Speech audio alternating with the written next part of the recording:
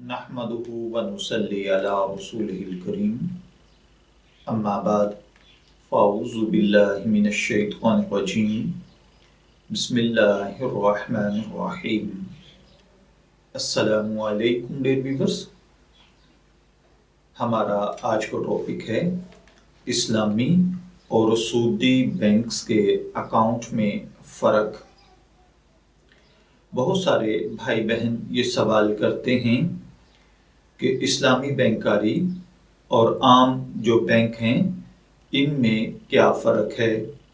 देखिए, याद रखिए, आम तौर पर जो बैंक्स हैं इनका बिजनेस का तरीक़ाकार ये है कि ये लोगों की रकूम पर सूद और सूदी निज़ाम के ज़रिए प्रॉफिट देते हैं, जबकि इस्लामिक बैंकारी में इन चीज़ों से हटकर अमल किया जाता है।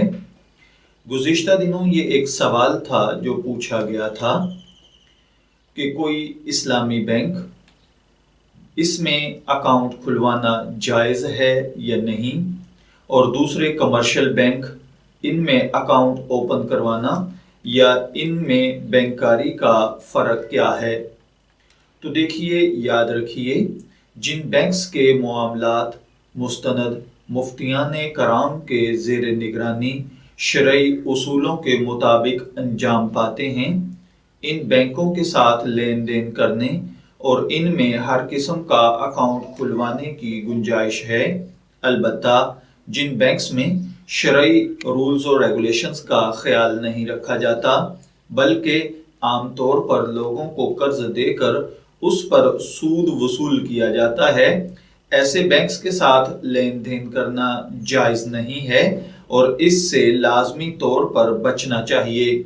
जबकि सूदी और गैर सूदी बैंकों में बुनियादी फ़र्क ये है कि सूदी बैंक कोई रिस्क उठाए बगैर फ़कत कर्ज रकम देकर इस पर सूद वसूल करते हैं, जबकि गैर सूदी बैंक किसी शरई उसूल जो कि मुख्तलिफ किस्म के हैं उन पर अमल करते हुए इनके ज़राए से अपने सार्फिन की ज़रूरियात को पूरा करने की कोशिश करते हैं।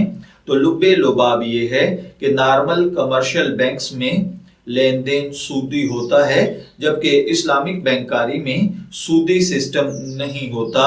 इसलिए इस्लामी बैंक्स में अकाउंट खुलवाना या उनके साथ बिजनेस करना, उनसे लेन देन करना, उनसे प्रॉफिट लेना किसी हद तक जायज़ है।